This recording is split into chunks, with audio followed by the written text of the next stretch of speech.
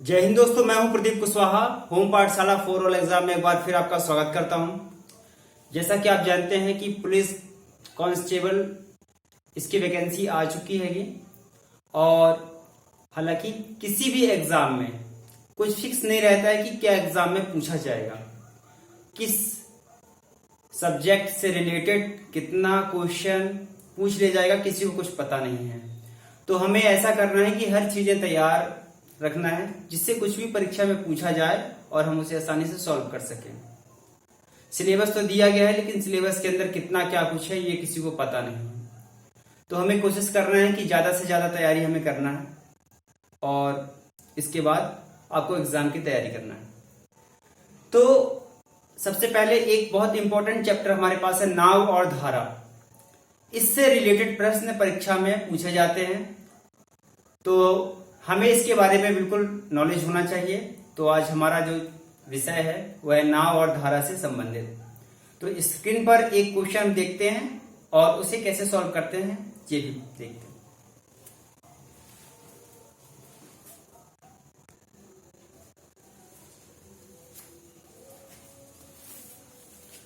प्रश्न आप ये देख लीजिए, इसमें लिखा हुआ है, एक व्यक्ति शांत नदी में 10 किलोमीटर प्रति घंटा की चाल से तैर सकता है।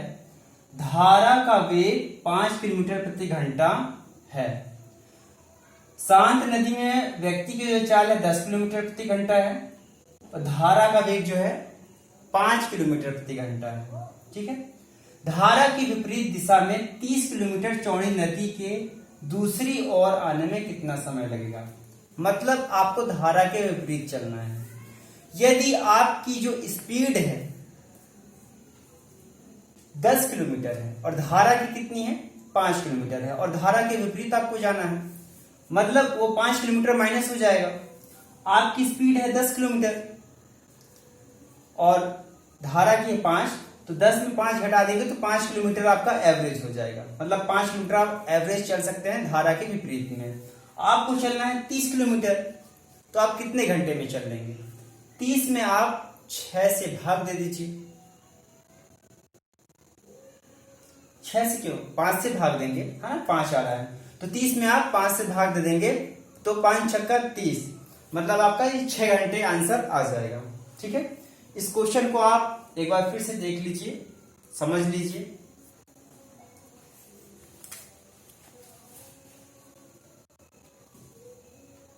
तो इसका जो एवरेज है ना, एवरेज हमारे पास जो आ जाएगा, जो 10 है, 10 में आप 5 माइनस कर दिए तो आ गया आपका 5। ये 5 जो है आपका एवरेज हो जाएगा। अब हमें करना है कितना, 30 किलोमीटर, तो 30 में हमने कितने से 5 से भाग दिया तो 5 छक्का 30, मतलब 6 घंटे जो है आपका एवरेज होगा। ये तो ओरली आप देख के बता सकते हैं कि इस तरह से इसका आंसर हो। चलिए दूसरा क्वेश्चन हम स्क्रीन पे देखते हैं एक बार फिर।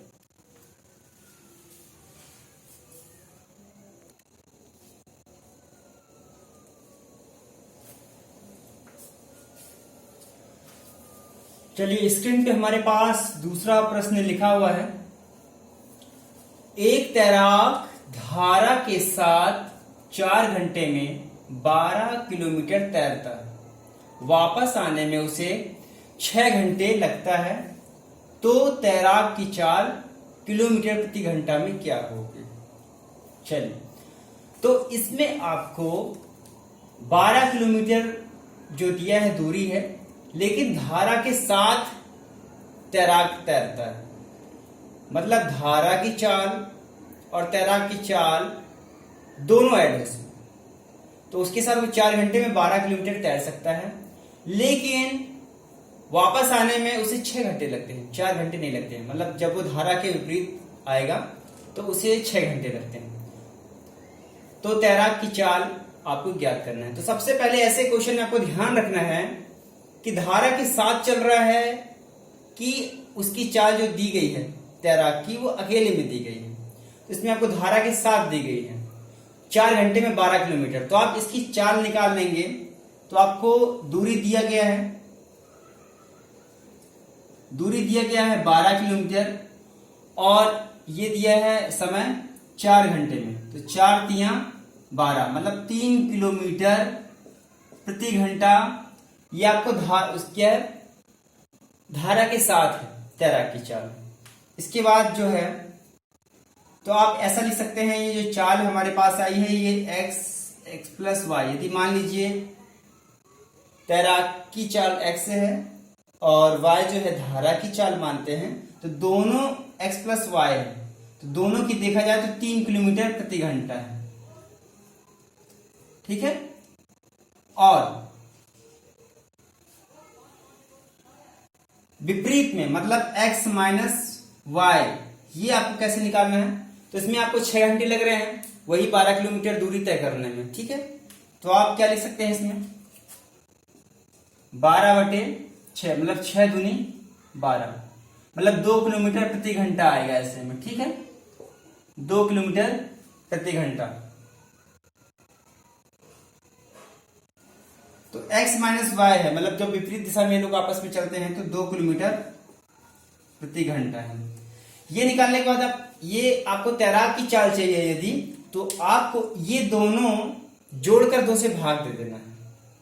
ठीक है। और यदि आपको धारा की चाल चाहिए तो इन दोनों को जोड़ के इन दोनों को घटाकर 2 से भाग दे देना है। तो अभी आपको फिलहाल में पूछा गया है तैराक की चाल, तो आपको इन दोनों की चाल को धारा के साथ जो किलोमीटर में चाल दी गई है किलोमीटर प्रति घंटे में, और धारा के विपरीत जो किलोमीटर प्रति घंटे में चाल दी गई है, इन दोनों को जोड़ के 2 से भाग दे देना है। तो 3 और 2 को जोड़ोगे तो 5 आएगा, और 5 को हम 2 से भाग करेंगे तो 5/2 आ जाएगा। तो इसका आंसर हो जाएगा 5/2 किलोमीटर प्रति घंटा, या 2 सही 1/2 5 किलोमीटर प्रति घंटा। ठीक है। चलिए, तो इसकी चाल, इसका आंसर हो जाएगा हमारा 3 2 को जोड़ेंगे 5, और 5 में 2 का भाग दे देंगे तो 5/2, या फिर 2 सही 1/2 किलोमीटर प्रति घंटा। ये हमें तैराक की चाल पता चल जाएगी। ठीक है। चलिए दूसरा क्वेश्चन।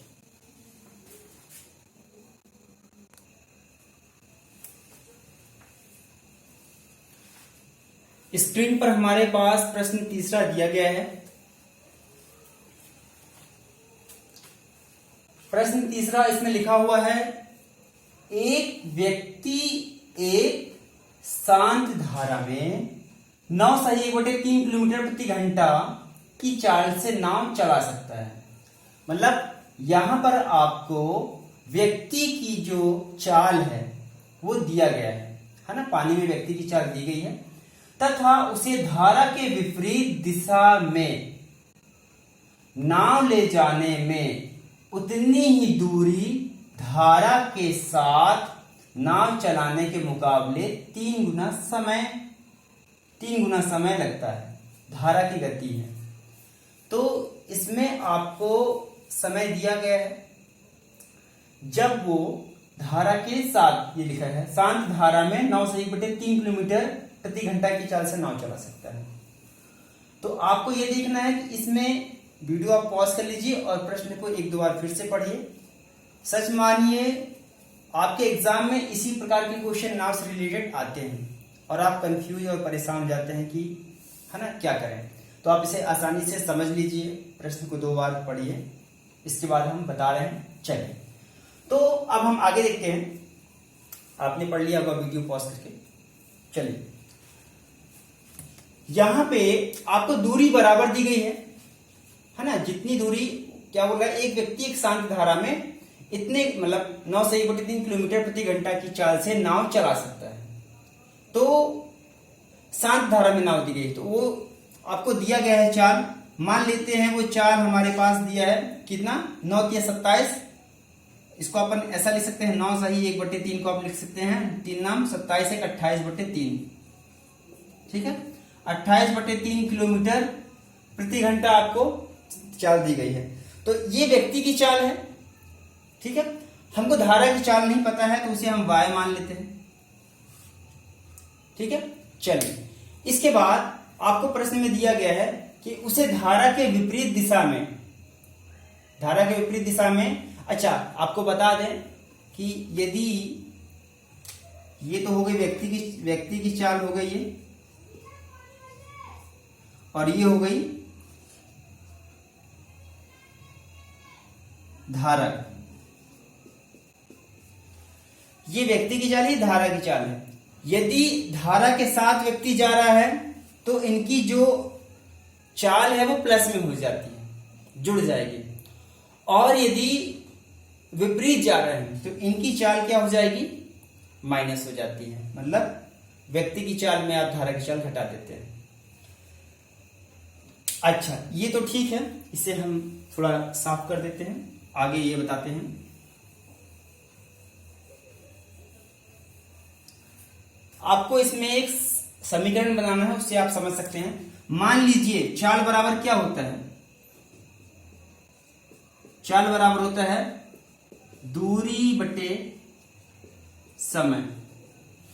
आपको समय दिया गया है, इसलिए आपको यह सूत्र से रिलेटेड बहुत काम आने वाला है। तो समय आप यहां पे लिख दीजिए, और ये हो जाएगा अपना दूरी बटे चाल।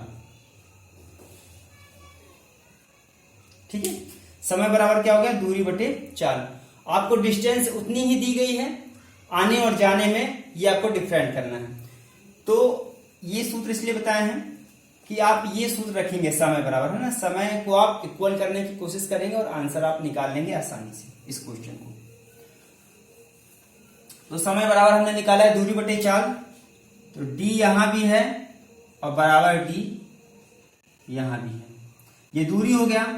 और चाल निकालेंगे, तो चाल यदि आप शांत धारा में हैं, तो यदि आप धारा के साथ प्लस में है, पॉजिटिव में जा रहे हैं, है ना, धारा के साथ गति कर रहे हैं, तो ये हो जाएगा अपना 28/3 प्लस y।